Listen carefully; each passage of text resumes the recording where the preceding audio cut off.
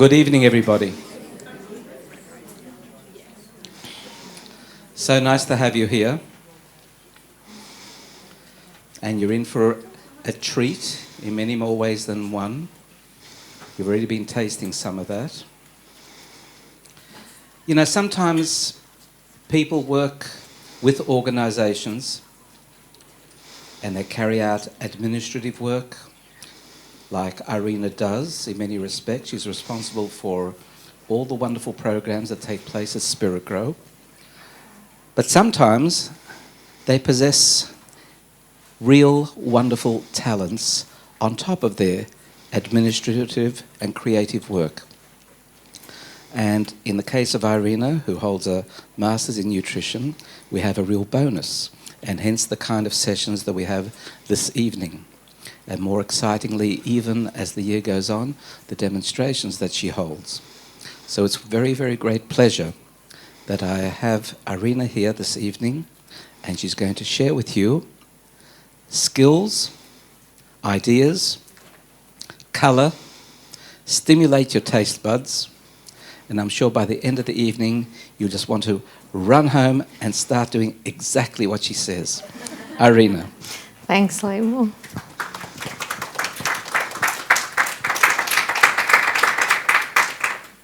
Okay, thanks everyone for coming out. It's lovely to see you. I just thought I'd start out by asking, why are we here? I mean, the talk is called How to Eat Real Food. Presumably, we all know how to feed ourselves. We're all adults. We know how to eat. We eat food.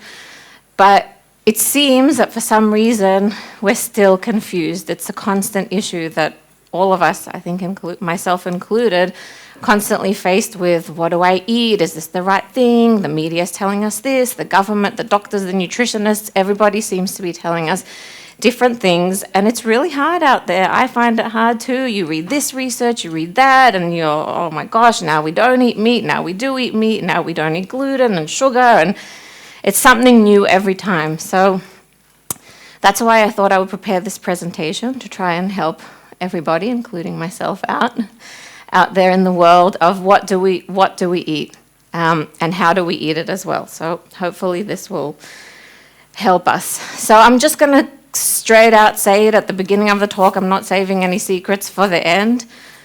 If anyone's heard of Michael Pollan, he's an American journalist, if I can get this, and he's summed it up in 7 words.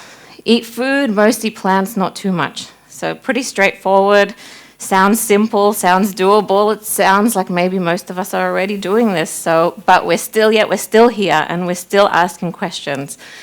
So I want to elaborate on this a little bit tonight and share with you what I've researched, and hopefully that will help us all. So anybody want to guess what's the first ever dietary advice we received? Any more guesses? First breathe. That's a good one. Okay, so the first dietary advice that we got was actually in the Chumash in Bereshit, in the book of Genesis, when God said to Adam and Eve, of all the trees in the garden you can eat, anything you want, just from one tree, don't eat from this tree, from the tree of good, of knowledge. And guess what? We blew it. We ate from that tree. Straight away, something is going on here, and it's been 5,776 years since the beginning of creation, and we still have something that we need to fix with our relationship with food. So we don't have the best track record of keeping to the dietary advice that we receive, and hopefully I can help us out tonight. And it's really confusing. There's so much. There's marketing. There's everybody these days is a nutrition expert. It's very in. It's in all the newspapers. It's in all the magazines. It's everywhere you look. You're in the supermarket. You've got the Australian guidelines to healthy eating. That's our official government recommendations that we get. They're telling us something. We've got all the messages we're bombarded with on the TV and on the packages and on the ads and the magazines. Everywhere we see. We've moved away from the pyramid now. Now it's a my plate. It's not a pyramid anymore. But it's basically saying the same thing still. And it's really confusing. And sometimes it's contradictory. Sometimes some of them tend to agree. But still, we're not sure. And I think a lot of it comes down to, unfortunately, the fact that the government is influenced by some really strong lobby groups like Meat and Livestock Australia and Dairy Australia and the Sugar Farmers Association. So they also have to keep their interests in mind when they're formulating our dietary guidelines. So it's not always what we think they're focusing on, unfortunately. And one of my lecturers at uni, when I was studying for my master's, he coined this term, obesogenic environments. His name is Professor Boyd Swinburne. And basically it means it's an environment, it's a place that we live in that makes us obese, that contributes to, that creates obesity. And if you think about it, that's exactly where we live. Where constantly there's access to mostly junk food. You go to the petrol station to put petrol in your car and they're constantly asking you, do you want to buy this for $1 and you get an extra 4 cents off a litre, or if you buy 3 of these Snickers bars, you know, the third one is half price or whatever it is. And at the pharmacy, you go to the pharmacy to get medicine or pick up something else for your family, and there's just chocolate bars everywhere, and there's energy bars and all this other stuff, and a lot of the time it's at little kids level. I go with my kids and they're always like, what's this, can we get this? And I'm like trying to pay and trying to get out of there really quickly. But they do it on purpose. They didn't just put it low down because they had nowhere else to do it. And so in our head, we think that it's acceptable, it must be acceptable if the food is available everywhere. And it's so hard to say no. How many times a day do you come across all this kind of food everywhere, the packaged processed foods with the bright wrappers that's just screaming at you, you know, you deserve a break, you deserve to have this.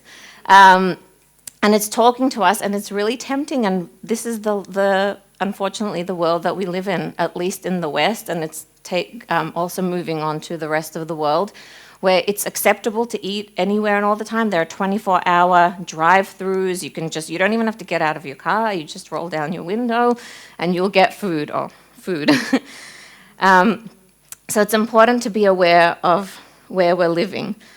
Another challenge that I think a lot of people think of when, you know, okay, I'm going to eat healthy food now, but it's so expensive. Like, that's like one of the first comments I always get, but it's really expensive.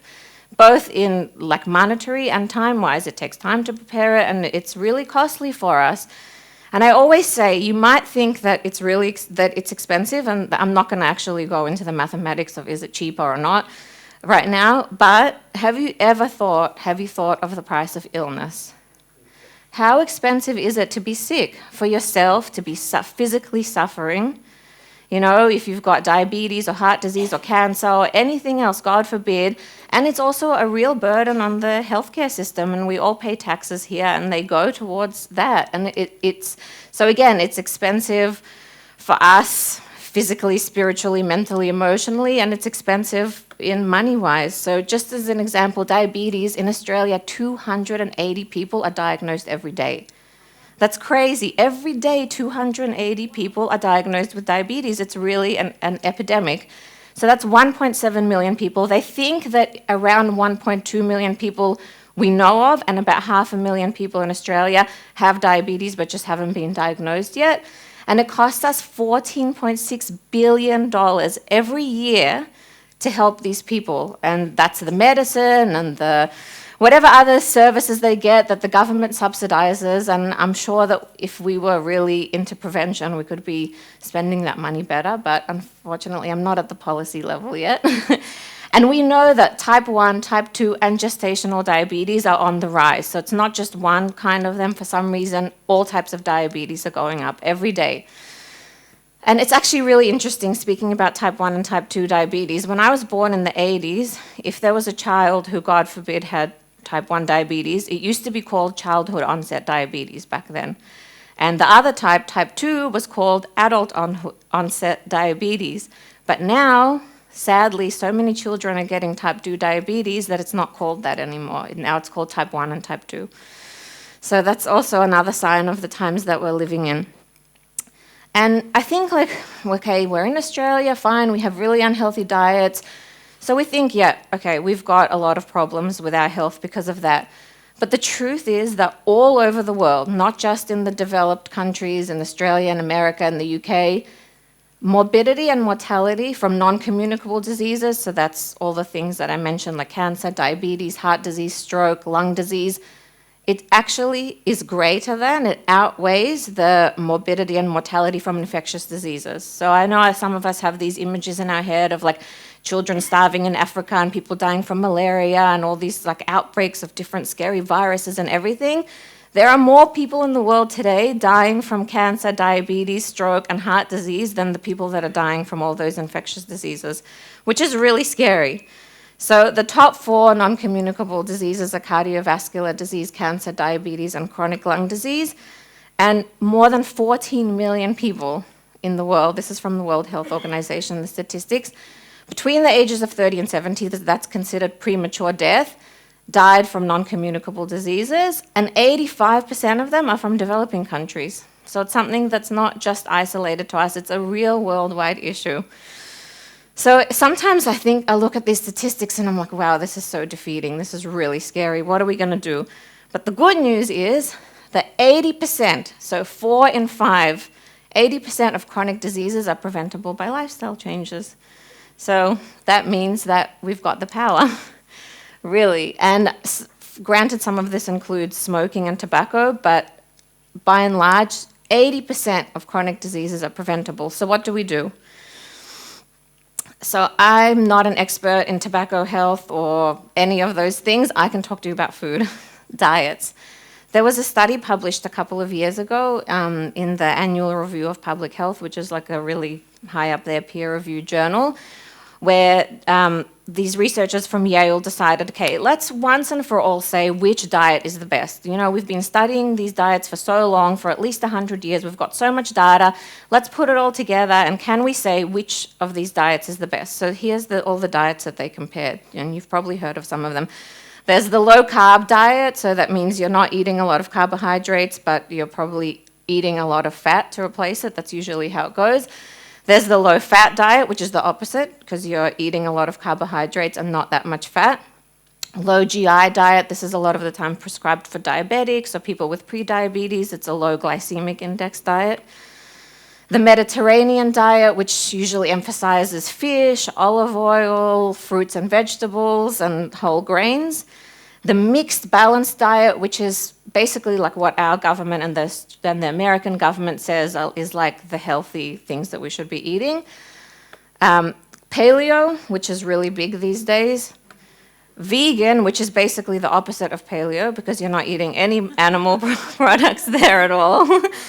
And this is what they found, that they couldn't say that any of these diets are better for you. They were all long-term, maybe, you know, at the 2-month mark, one of them is like you lose more weight on it, but by 6 months, definitely by a year and 2 years. They didn't just look at weight, by the way, they looked at other health risk factors and markers for disease.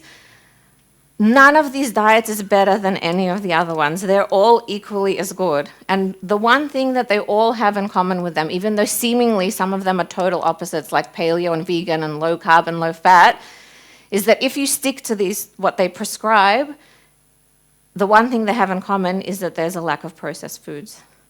And as long as we're eating close to nature, we're eating whole foods, and we're cutting out the processed food, you're on your way to health and you're on your way to well-being.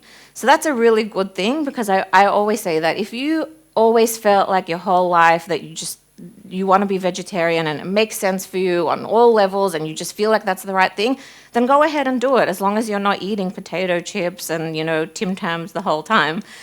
And if you feel the other way and you feel like paleo is the way and you need to be eating your beef and chicken and whatever else it is, that's fine. Again, as long as you stick to the principles of it and you're not including the processed food in your diet. So that, I thought, was a really, really great study out there. Finally, they've said that, you know what, just choose whatever it is that you feel like sits best with your body, as long as you're following these rules of including whole foods in your diet. And we'll talk a little bit about that more. So what is real food? We all think that we eat food, so what is the definition of real food? So here are some of my dot points that I have here. First one is real food goes off.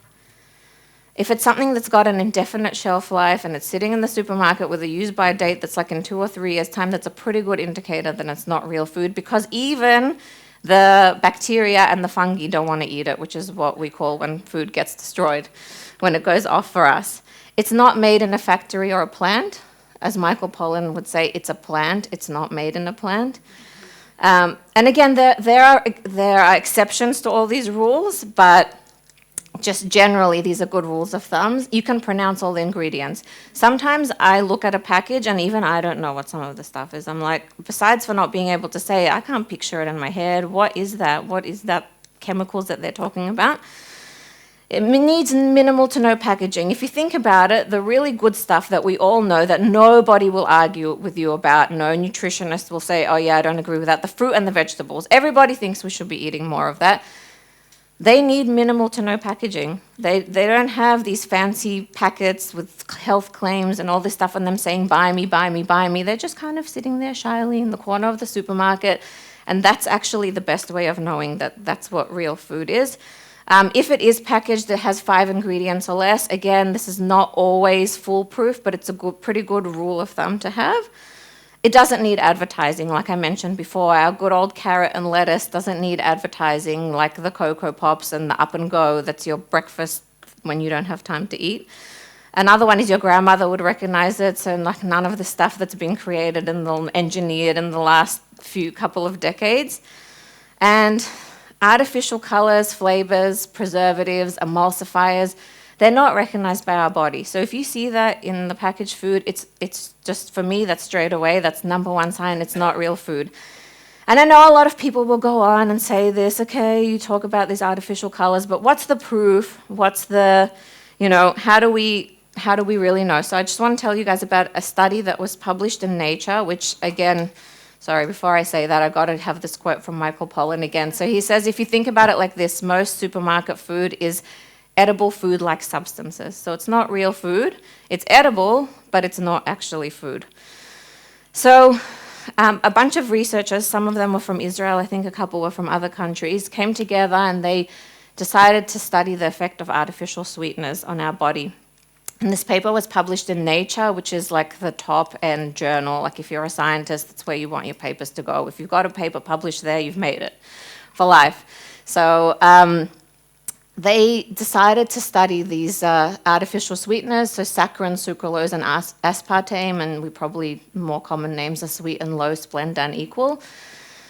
And we know that they're safe to use, like whatever tests have been done by the companies have been done. They've been, some of them, I think saccharin's been around from like the late 1800s. So it's been more than 100 years. It's well accepted that it's supposedly safe for us. So what they did is they first studied some mice, and they wanted to see how would the artificial sweeteners, they called them non-caloric artificial sweeteners, or NAS for short, because they don't have calories, and a lot of the time, I'll touch on calories a little bit later, a lot of the time people who are very overweight or obese or people who are diabetic, it's recommended that they eat these kind of sweeteners instead of sugar or honey or anything else that does have calories, because the theory is that if it doesn't have calories, then it's going to help you lose weight. And we know that that doesn't always happen, so they decided to see what's actually going to happen. So they took some mice. Some mice they fed just regular sugar, like with their normal diet, and some mice they fed a mix of these non-caloric artificial sweeteners. And what they saw was that the mice that were fed the artificial sweeteners had higher blood glucose levels than the mice that ate sugar. So that was really strange. Why is the sugar not causing a higher blood glucose, a rise in your blood glucose, than something that doesn't have sugar in it? So they decided to study it a little bit further, and they ended up going into their gastrointestinal systems and testing the different bacteria, the levels of bacteria and what kinds of bacterial populations they found there. And they saw that the mice that were fed the artificial sweeteners actually had very different bacterial populations in their gastrointestinal tract to the mice that ate sugar. So that was really interesting. So what they decided to do is they transplanted the feces. Yeah, this sounds really gross, but this is what scientists do. They transplanted the feces from the mice that were fed the artificial sweeteners into mice that had no bacteria at all. Like they were wiped out, their gut was wiped out of bacteria with antibiotics. They basically moved the bacterial population from one set of mice to another one. And they took also the feces from the mice that were fed sugar and also gave it to mice that had no bacteria of their own. And they saw that in those mice that previously had no bacteria in their tummies, that again, the ones that were fed the non-caloric artificial sweeteners had higher blood glucose levels than the ones that had sugar. So they could tell that it was something to do with the way that our gut functions and we'll talk about it soon, the microbiome, which is the collection of all the microorganisms that live there. And then they said, okay, fine, this is in mice, we know that it's connected, but let's take it one step further. Let's do this in humans, because it doesn't always translate exactly. And they took about 400 people, and again, they fed some of them sugar, and some of them were given the artificial sweeteners. And again, the same thing happened. The ones that ate the artificial sweeteners had irregularities in their blood sugar levels. They basically had glucose intolerance, which means that you have higher glucose levels than you should.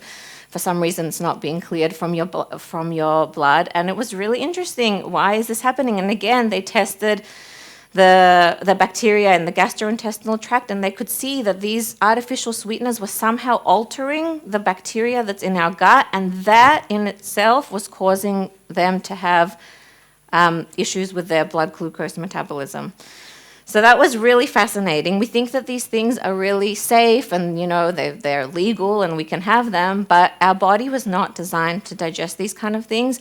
And when we put it in, it actually ends up wreaking havoc and making us less healthy.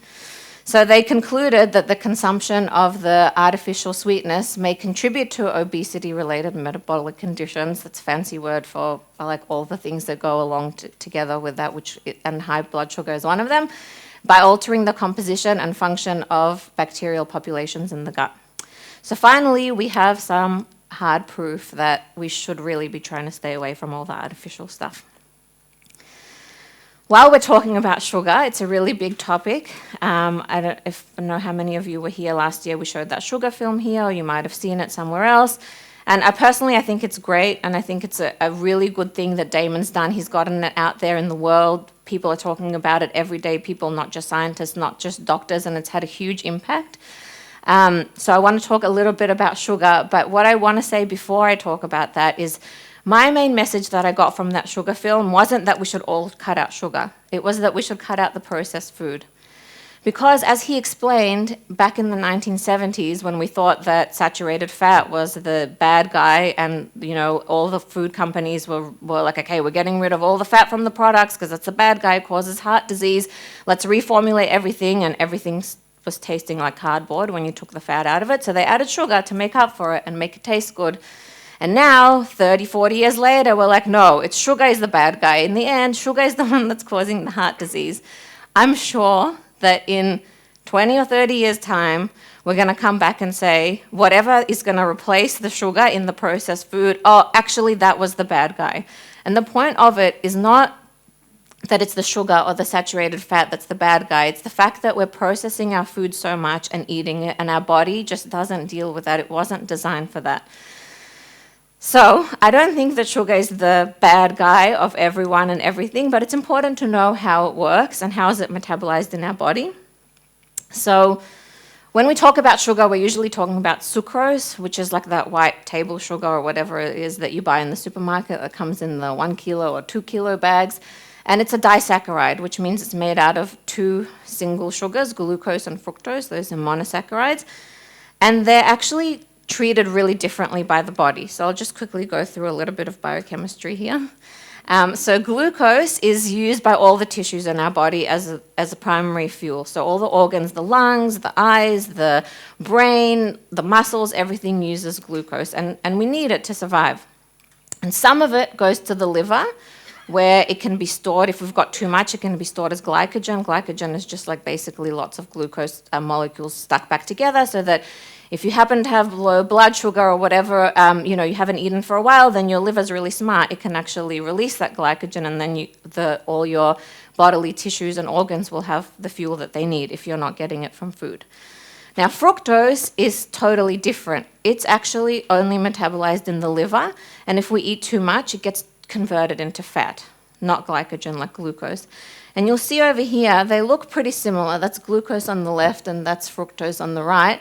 They're both 6-carbon formulas, but they look a little bit different, and they're treated completely differently. So as I said, 80% of the glucose that we ingest is used by all the tissues in our body, and about 20% goes to the liver. And the cool thing about glucose, and this is why I love biochemistry, is that it activates all these pathways that it needs for the body to absorb it. So everyone's probably heard of insulin. It's a hormone that we have that helps us to take the sugar out of our blood, and it opens up our cells. So it's like a little bit of a key. It opens up the cells so that the glucose can go in through the GLUT4 receptor. So it can go out of our blood and into the cells, and that's where it's burned for energy. And if we actually don't clear it from the blood, it becomes toxic. And that's why a lot of people with diabetes who don't take care of it, and they've got constant hyperglycemia, high blood glucose levels, they get all the different neuropathy and all the different things that are associated with having too much free sugar in your blood. And it also glucose stimulates a couple of other hormones, ghrelin and leptin, which signal to the body that we're not hungry anymore and that we're full. So it's really cool. We eat the sugar, it goes into our bloodstream, it tells the pancreas to release the insulin, it tells us to release ghrelin and leptin, which then talk back to our brain and say, okay, stop eating, I've had enough, I'm not hungry anymore. Fructose, on the other hand, as I said before, is metabolized by the liver. And besides for the fact that it doesn't stimulate insulin, it also doesn't suppress ghrelin. That's the hunger hormone that I mentioned before. It doesn't stimulate leptin, which tells our brain that we're full.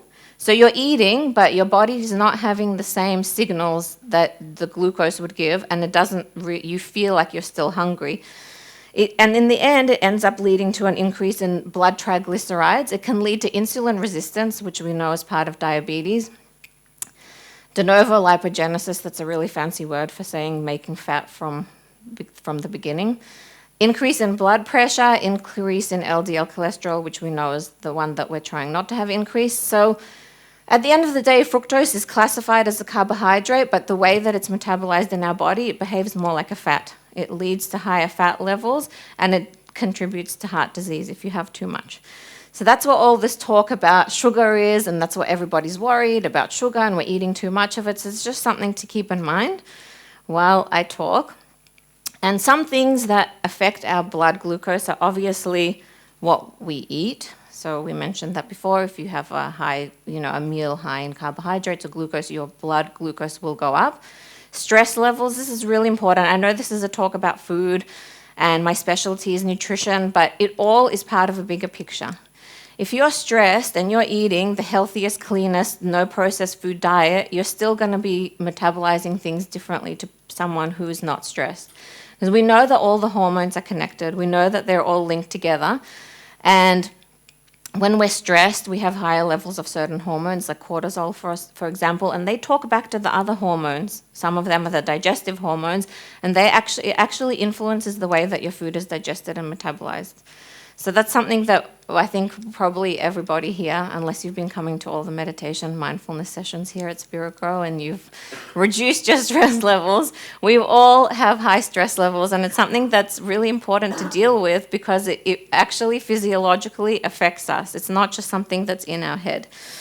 Physical activity, we know it's really important to exercise, and a lot of the time, I'll mention this a little bit later when I talk about calories, we think that if I just exercise enough for how many calories I ate, it's all going to be good. In my opinion, the main benefit of physical exercise is that it actually makes you more sensitive to insulin. So that means you need less insulin to get all the blood sugar out of your blood quickly and into your cells. That's what the main point, I think, of physical activity is, one of.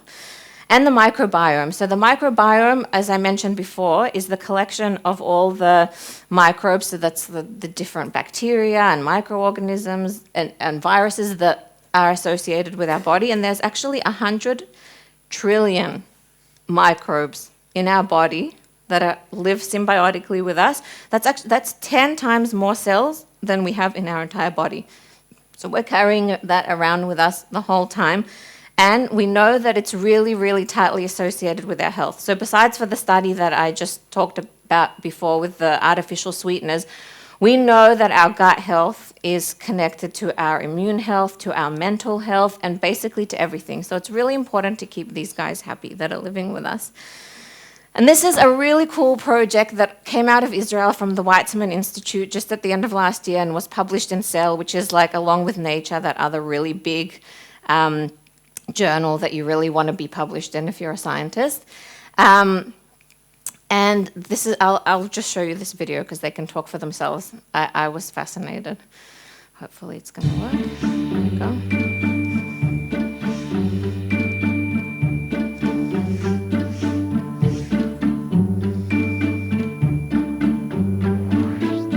When we eat, the carbohydrates from the food are broken down to simple sugars, which are then absorbed from our intestine into the bloodstream. Blood sugar levels are a key factor that affects the pathogenesis of diseases such as diabetes and obesity. Diets aimed at controlling blood glucose levels are often similar, even for different people. But what if we told you that these very common diets aimed at maintaining stable blood sugar levels may in some people achieve the exact opposite? How is this possible?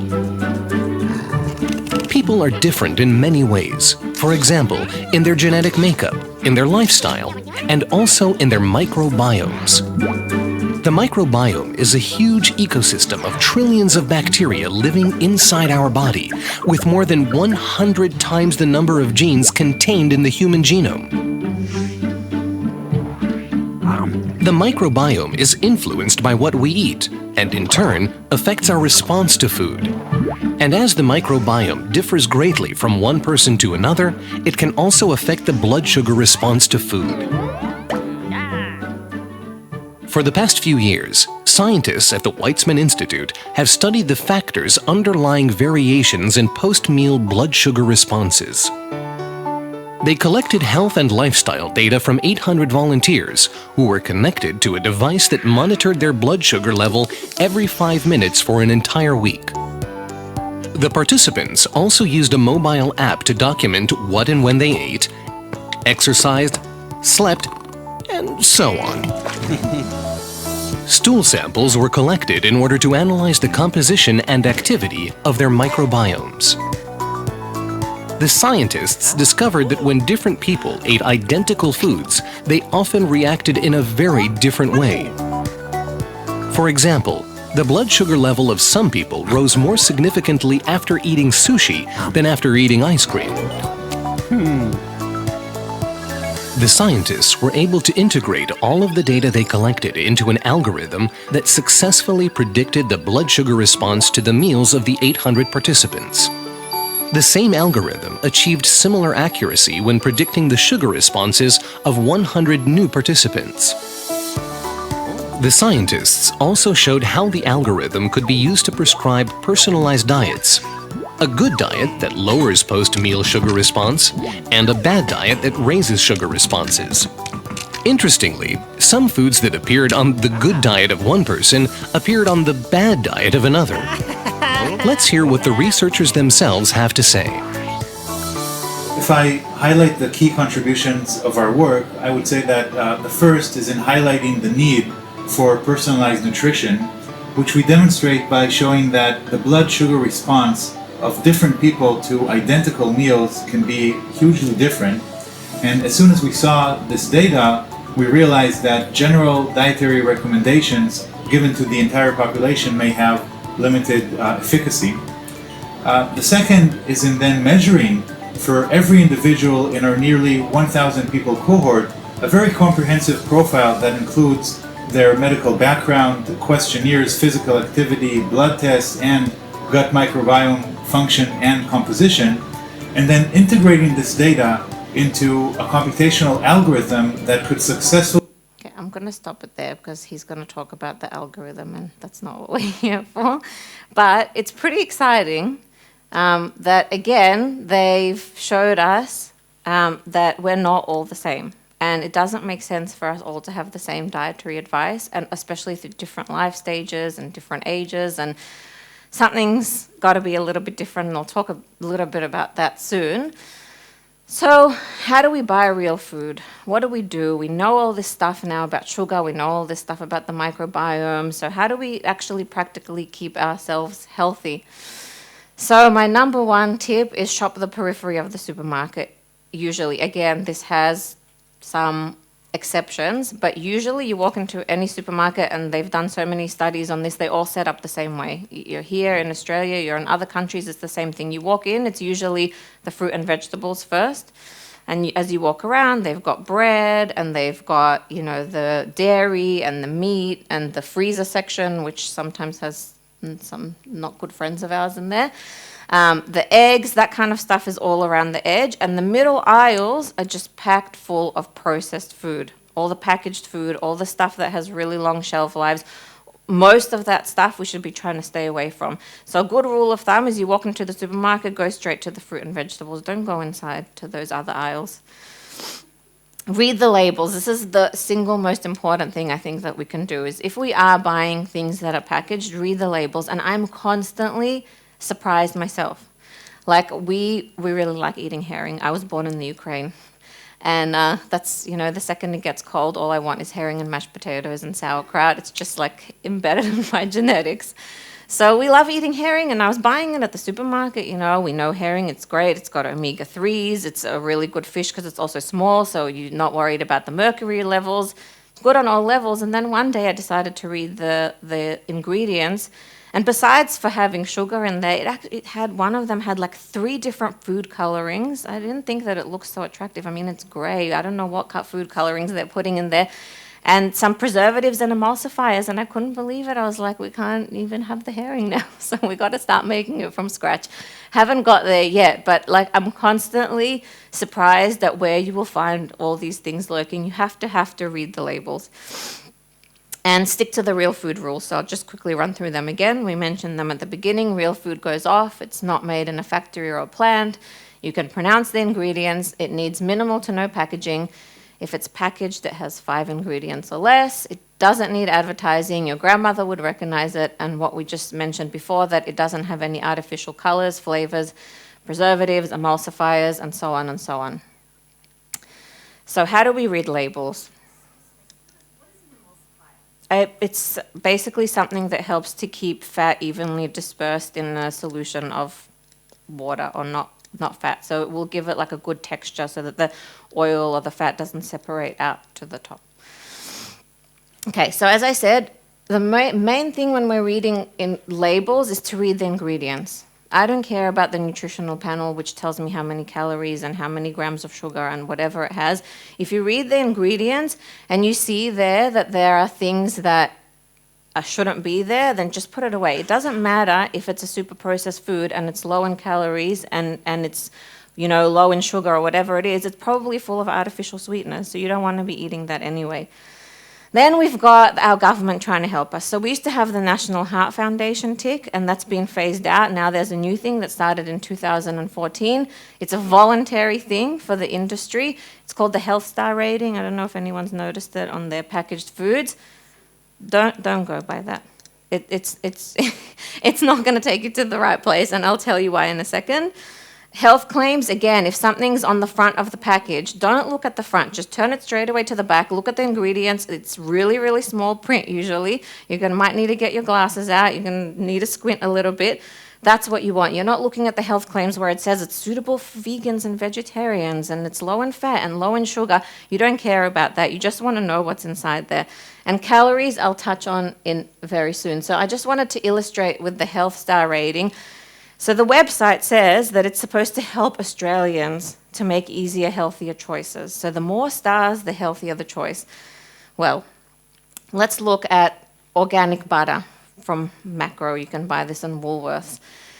Can't see it on the picture there yet. The ingredients are, it's got 3 ingredients: organic cream, water, and salt. That's it. I can picture all of those in my head. I can imagine what they look like. I can pronounce all the ingredients. Nothing artificial there, okay? Then we've got Flora Proactive, actively lowers your cholesterol, whatever it is, right? This is the ingredients that are in there.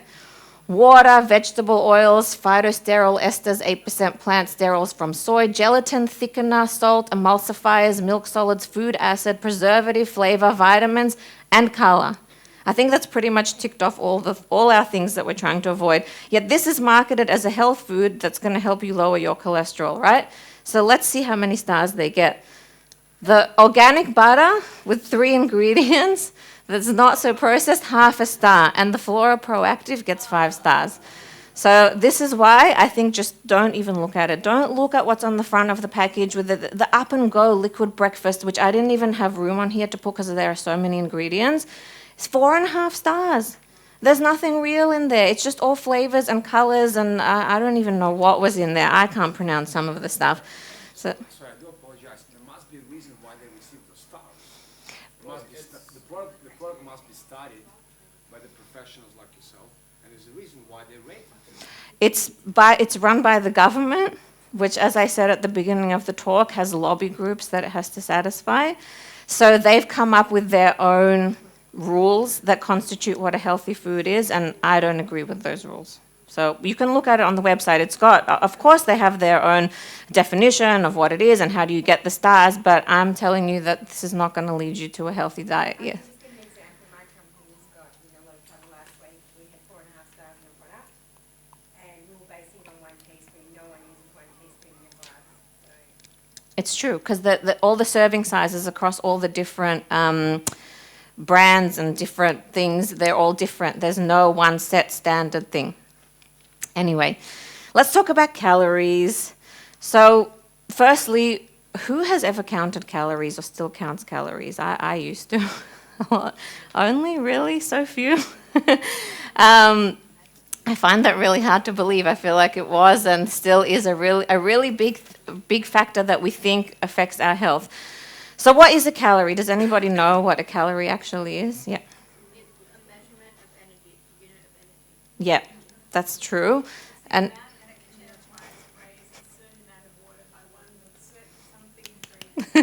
yeah, you listened in chemistry class. It's the amount of energy required to raise the temperature of 1 gram of water by 1 degree Celsius. So this is what we're talking about when we're talking about counting calories, right?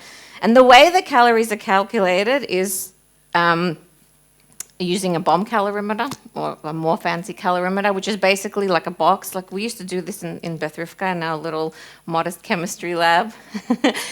You have an insulated box, you put your food in there with some water, you pass an electrical current through it, you wait till the water boils or the food is burned or whatever it is, and you measure how much energy it takes for that to happen, and then you can calculate, how much electricity goes through and the rise in the temperature and how much water, and you work out the calories, right? So this is what we're basing all of our calculations of, oh my gosh, how many calories did I eat today? Is it too many? Did I not have enough? And guess what? The human body is a lot more complicated than a bomb calorimeter. We are a complex biochemical system. As I said before, we've got all these hormones. And not only hormones do we have, we've got a lot of spiritual and emotional factors that affect the way that our food is digested. So I don't think that it's fair, and this is where nutritional science is. It hasn't really advanced so much to say that the calories that you calculate in your calorimeter is going to be the same way that it's metabolized in your body, because we're not a machine. We're a lot more complicated than that. So that's my number one thing that I have with calories. The other thing is that we're always taught energy in versus energy out. If you just eat the same amount of calories as you're burning, then you will stay the same, you'll maintain your weight. And if you eat more calories than you're burning, then you'll gain weight. And if you eat less, then you will lose weight. But it's just not true. It doesn't work. And as we saw before with the glucose and the fructose example, right, they're both carbohydrates. They're both monosaccharides. They're the same thing. They're worth the same amount of calories, but yet the body treats them so differently. One is metabolized like a carbohydrate, and you get your rise in blood glucose and you get your energy. The other one is metabolized like a fat, and it causes a whole different array of biochemical reactions to happen in our body. So it's not fair to say that all calories are created equal, and if you just eat this many, then you'll be fine. It's not true, and I think the thing to focus on is the nutrients and the whole foods. And if we're eating a whole food diet that doesn't have all the things that we mentioned before, you'll be fine. I remember once I used to buy this magazine. It's called The Healthy Food Guide. I don't know if anyone's seen it. They sell it in Coles. And once they did a little article about how, nuts are so high in calories, and, you could eat, by eating a few handfuls of nuts, it's the same amount of calories as a Big Mac. So be really careful when you're eating nuts. Come on, you cannot compare a Big Mac with a good handful of raw nuts. You just can't on any level. So I don't think that calories need to factor into the equation. If we're otherwise eating a healthy diet, don't waste your time. Did you have a question? Just a question. What's better, butter or margarine? It sounds like butter. Definitely butter. So Yeah. dietitians would say Yes. margarine's better. So why is there such a battle? Look, as I said before, there's still a lot of confusion. We're still waiting on good quality peer-reviewed evidence. So yeah, there will be some dietitians that will tell you that you should eat Flora Proactive or whatever else, Nutlex or whatever else is out there. And those are the points that we're still arguing about. I can't remember who said this, but somebody really famous recently said, nutrition science is where physics was in the 1600s. So we're we're at the forefront of all the discoveries. We're waiting for all the big studies to come out and just prove everything. And right now, not everything has been proven. So a lot of people will say, yep, go and eat the margarine because it doesn't have saturated fat. By the way, that's already pretty much been disproven that saturated fat causes heart disease, but people still haven't caught on to that. They're so against the butter. Yeah. And they understand nutrition. Yeah. No, we studied the same course. So I don't understand why it's As I said, the evidence is still not 100% there yet, but I still think that without the evidence, if we just use a little bit of common sense as well, if we're eating things that are not processed, it's not going to be bad for us. Isn't the evidence in the bank accounts of big corporations? I didn't want to go down that path because I feel like I don't want to, maybe you can do part 2 of the talk. I don't want to, start mentioning all that, but it is a big part of it. And that's why all these, the government recommendations again and all the industry voluntary things that they do, of course, at the end of the day, it's for their bank account, like you said. Exactly, yeah. A lot of questions in a statement about like butter, for instance, and like say olive oil or something. Each country, and lots of countries, like for instance the French, cook with a lot of butter. Yes. Okay. Now the Mediterranean diet, they do olive oil. Yeah. Now somehow in the middle, to use those two things is really important in your diet. But it's also in those countries, like for instance the French, they eat cheese, and everyone says, but cheese is fattening. Yeah. But what it is how they eat. Yeah, When they eat. exactly. It's the quantity, and people dismiss it. Like my mother always says, 88, she always says, everything in moderation. That's what she said. I don't remember the last time I bought butter and margarine. I just don't have it in my household ever. You're right, and it all goes back to do with our relationship with food. I think a lot of the time we've made it so scientific, and so we've removed all the kind of, food is a beautiful social, cultural, community thing that we should be sharing and doing, and with family. My kids have grown up and got their own kids, but as growing up, my children participated and helped me. Yeah, it's very important. To get the vegetables out, and we do things together, and that was really Good on you. It's really important. So just a few more tips of how to eat real food. Eat low and slow. You're not going to forget this. It's very easy. So low means low on the food chain. That's basically our plants. So try mostly. And I'm not saying that you should be vegetarian or vegan, but whatever you are, we should be eating more plants, all of us, and a low level of processing. And slow stands for seasonal, local, organic, and whole foods. I don't have time today to go into organic, not organic. It's for another time, but let's just take it as a, yeah. something about plants. So we say vegetables and fruits and grains and I personally don't think there's anything per se wrong with grains that contain gluten. Unless you have celiac disease or something like that, I personally don't think so. And I'll tell you why I think that. Because in the Torah, we're told to eat our, we've got our matzah, and it can only be matzah if it's made out of the grains that contain gluten. And it's not just matzah, it's eating the challah on Shabbat and all these things. What's happened to the wheat over the centuries, that's maybe another story that's probably contributing to all these issues that people are having.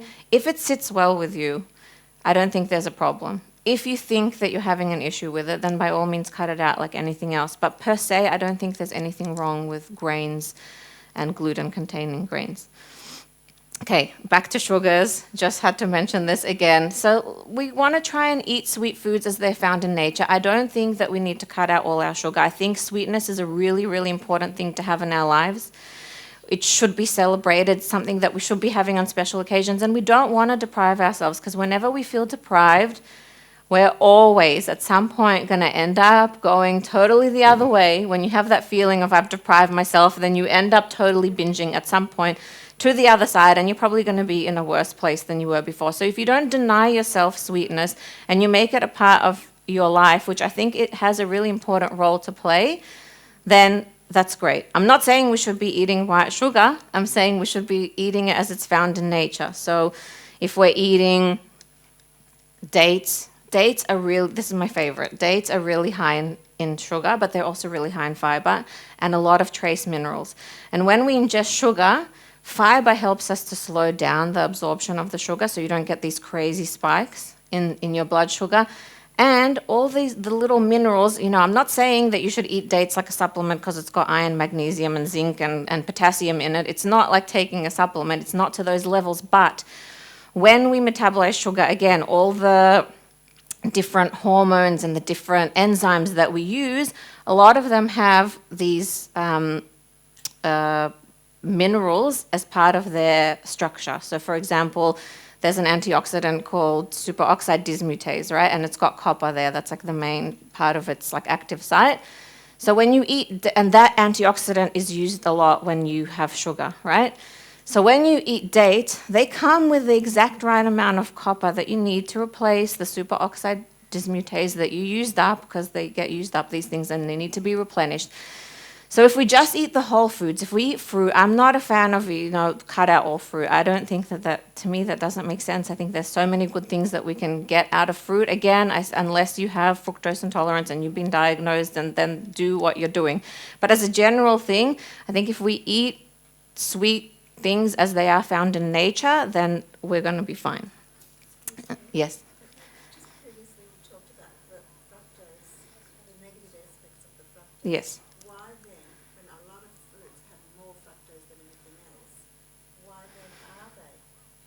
Because I think that when they come in the form of the fruit and not like a high fructose corn syrup or anything else, and you don't have fructose intolerance, I'm talking about people that don't have it, I think that they come with everything else that we need. Hashem is amazing. He really made everything exactly how it should be. So an apple has the exact right amount of fiber and vitamins and minerals that you need to be able to metabolize whatever sugars are in there. When you process the apple and you juice it and you take away all the fiber and you make it into whatever, you dry it out and you make it into a fruit that's a whole nother story. But if you eat it as the whole thing, it contains everything that you need to be able to metabolize it properly, because our body can deal with some fructose. When we have too much of it, which is what's happening a lot today, then that's when it gets stored as the fat and everything. Fed.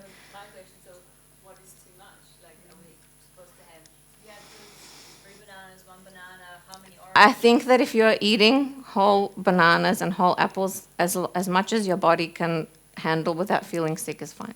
I don't think that you need to limit yourself. It's more about my kids. Let's say my kids just had an apple and then they want a banana. Yeah. And they want an orange. It's fine. My kids also like a lot of fruit. It's so much. Think about what they'd be eating instead. I think it's so much better to give that to them, unless, God, can cause diarrhea or whatever. If you have too much fruit, you have to be careful. But if they're healthy, generally they know what they need, and if we're offering them whole foods. One more thing I want to mention is fermented food. So we talked about the microbiome. Can I take a question after this? Yeah. About the microbiome and the importance of our gut health. So how do we keep it healthy is by eating fermented food. So Fermentation is just a really fancy word for like a chemical reaction where carbohydrates get broken down into gas and acid. And that happens when we make all this food. Pickles, yogurt, kefir, sourdough bread, kombucha, miso, tempeh, apple cider vinegar, the list goes on and on and on. So if you can eat one or more of these foods a day, I try and like include something fermented definitely once a day, probably if you can with every meal, then you're keeping your gut bacteria healthy. And there is a wider variety of probiotics here than there would be in the capsules that you're taking. Because even though there's a lot of probiotics in there, there's probably only 3 different kinds. But across all these different foods, if you include them all, as we said, in moderation and balance, or whatever, that's always the hardest, you will have a wider range. And that's what we're looking for. We're looking for more diversified bacteria.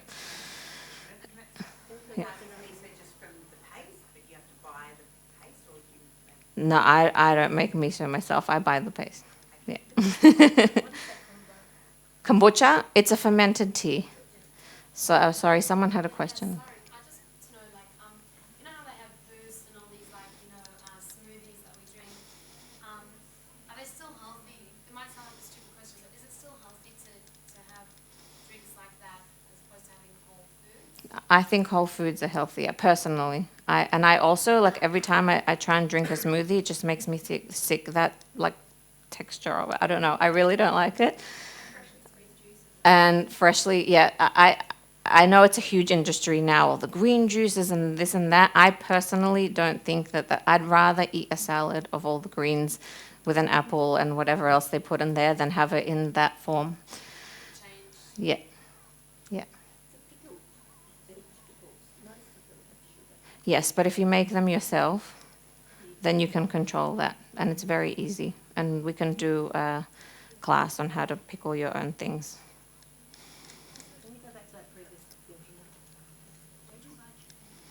We buy it at the Russian shop.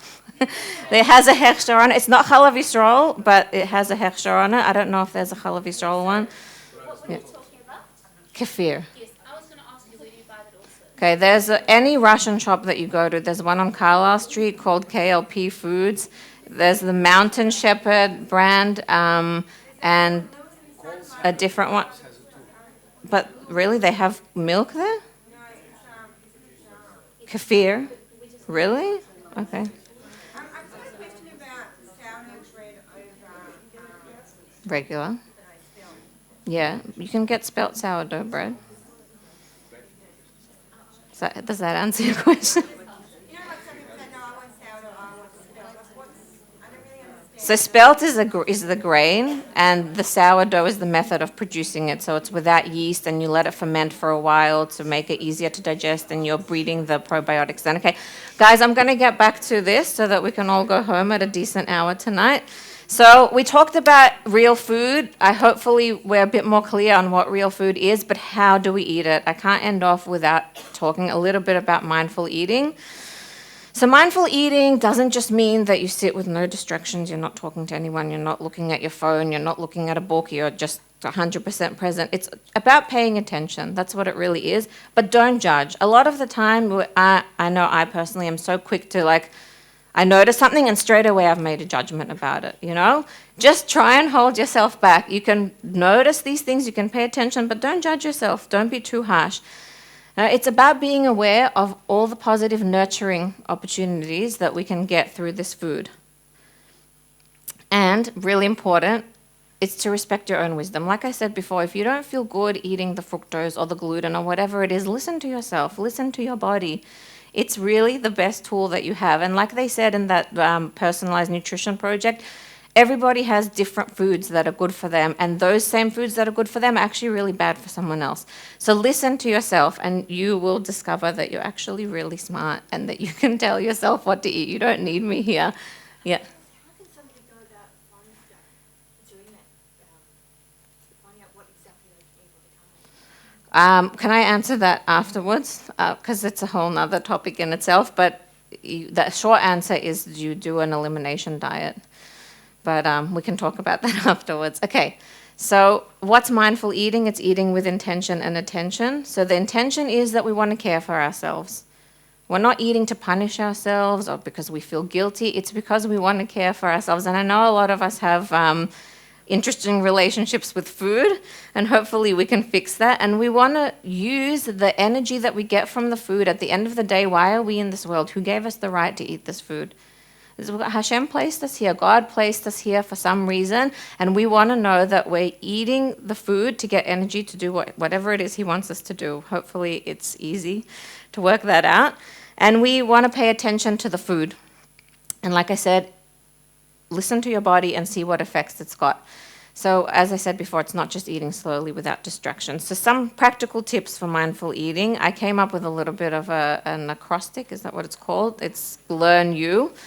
So you want to learn your physical hunger cues, enjoy the food you eat, attempt to satisfy your other needs without food. So once you realize I'm eating because I'm stressed or because I'm happy or because I'm sad or because whatever the reason is, and you're aware of that, don't judge yourself. Don't be like, oh, I really shouldn't be doing that. Just realize, okay, that's all right, but maybe I can satisfy that need with something else.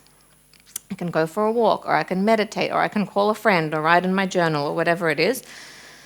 And that goes hand in hand with recognizing our triggers for eating, which is not always hunger. And if you start paying attention, you'll see how many times do we reach for food and we're not actually hungry. And we want to nourish ourselves with food, and as I said before, we want to use the energy from the food to lead our best life possible. So if you keep that in mind, Learn You. That should hopefully help you on your way to mindful eating. A couple more practical tips. Sit down at a table. I'm working so hard on this year. A desk is not a table.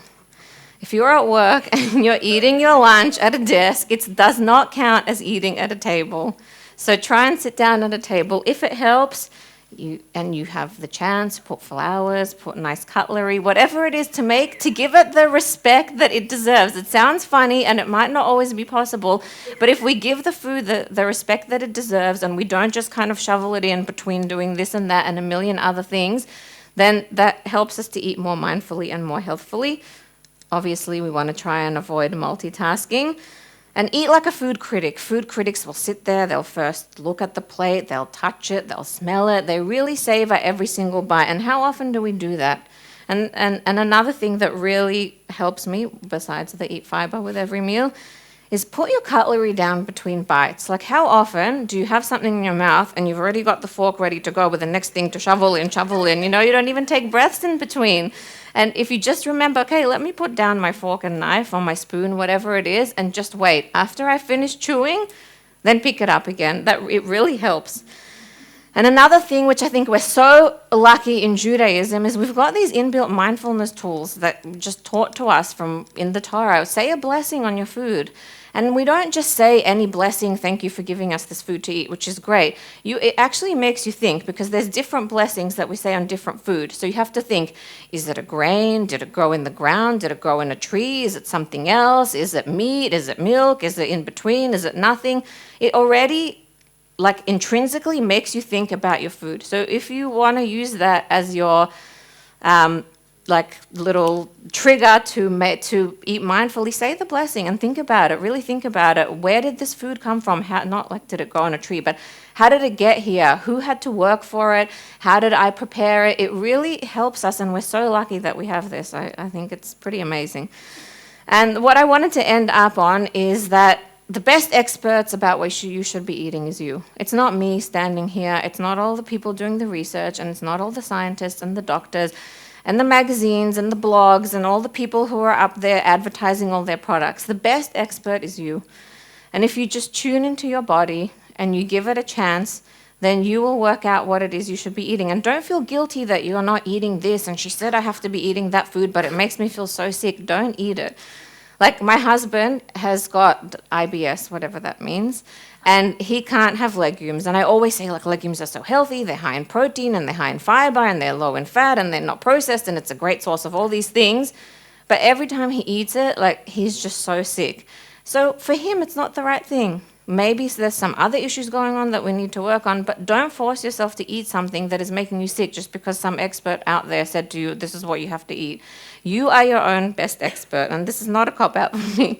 And if you just learn to be in tune with your body, then you'll be able to do that. And we're all different. We're all like, look at this room. We've got from children to older people to men and women and pregnant ladies, and there might be breastfeeding mothers in here. We're all different. We can't all be expected to eat the same thing at the same time of day, bless you. We just listen to yourself and don't feel guilty. Maybe your best friend is doing whatever it is, but you have to do what's right for you. So I'll just end off with a little summary of every day what I think we should include. Obviously, our good friends, the fruit and vegetables, are up there. I tell my kids this, and I think that it's something that we can take all the way up to being adults. Try and eat the rainbow every day. I'm not talking about the artificial Skittles rainbow. I'm talking about fruit and vegetables. If you get a variety of all the different colors, it means it's got all the different antioxidants in it because they show up as different colors.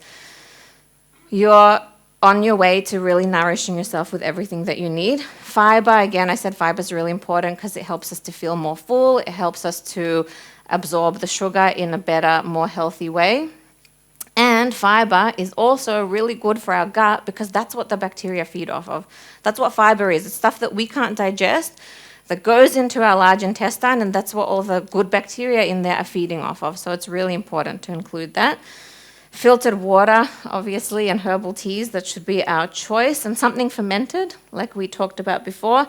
And the last one is, I know it's not practical to eat mindfully all the time. We're all busy, we all have things going on, whatever it is, but try and make one meal a week, a day, whatever it is that works for you, a mindful meal. And you'll see the difference. Thank you.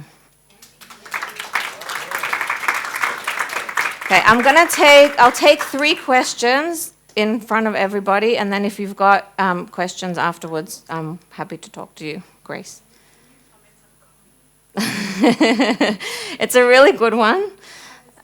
I don't think that we're quite there with the evidence as well. It's like one of those where there's some that will support coffee. Some will support, it's got all these health benefits and you should drink it. I think I just saw something today about the 5 health benefits of coffee somewhere, and other people are like, for sure not. I personally stay away. I'm too scared I'm going to get addicted, and then I'm just like not going to, I won't be able to, and I'm just going to be drinking too much. So again, you have to listen to yourself. Look, the concern with it, I think, is that it can raise some of your stress hormones, like cortisol, and not like to a bit of a, it raises them. We don't know exactly how much and what effect that has, but we probably don't want those things raised. So that's the concern, is that that's what it's doing to you. It's stimulating you more than you should be. So that's the concern. Then there's all these other people saying that it's actually really good for you. As I said, we don't actually have enough good quality peer-reviewed evidence to say one way or the other. It's just one of those things. Like, I think if you're drinking a little 1 or 2 cups a day, it's probably not the biggest deal. If you're really going overboard, just as with anything else, then maybe you need to rethink that. I hope that helps. Yeah. Lentils and beans in cans, are they unhealthy? It depends what else is with them. So usually there's no salt, no sugar with them. No, but if you read the ingredients, usually as a preservative, because it's interesting. You'll go home and you'll start looking at this stuff and you'll be like, wow, I never knew this. Usually salt and sugar are used as a preservative. It's cheap and it makes it taste good as well, and it'll help it to stay alive for longer. So they've been pre-cooked in the can, and then they need some way of keeping them preserved for you. That's why they can sit there for a long time. So have a look. If it's a lot of the time, those things are really high in salt and sugar, and maybe other things as well. So it just depends. I cook all of my own. I soak them overnight and I cook them. It doesn't take that long. But or if you have a pressure cooker. One more question. I think there was one over here. Dairy? Yep. Also another good one. Yeah. I mean, is it really, some people yes, some people no? It's really hard to say. A lot, like I was saying before with the coffee question, a lot of our research comes from the Dairy Australia, which obviously is got its own conflict of interest. I don't know if we can't take that as a reliable. Everybody remembers those ads of that you have to have your tub of yogurt, your piece of cheese, and your glass of milk for your calcium levels, and that, you know, if you're not, then you're going to get osteoporosis. Like, we grew up with those ads. I don't know if they still have them these days. Obviously, that's the dairy industry trying to sell more of their products. There are definitely other ways that you can get calcium. You don't have to have it for your calcium. There are a lot of issues with it, but like I said, we don't have any good quality peer-reviewed evidence at this moment about whether yes or no. But again, we have to use our common sense. If it doesn't sit well with you, a lot of people have lactose intolerance. If it doesn't sit well with you, then don't eat it. And again, if it's got all these other additives that we talked about, don't eat it. That will already rule out some of it.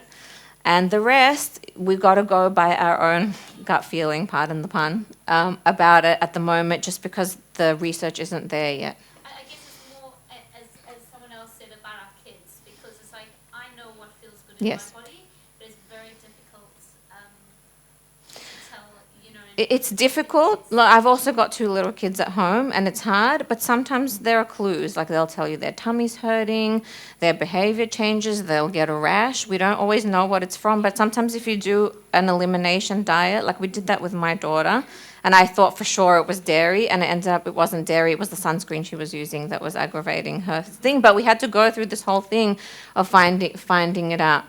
So there are clues, but it's hard. It's hard with kids. I get it. Milk's been proven excellent for baby cows. Yes, I agree with that. I think we can all definitely agree with that. Okay, I'm going to officially end it here, but if you have any questions, please feel free to come and ask.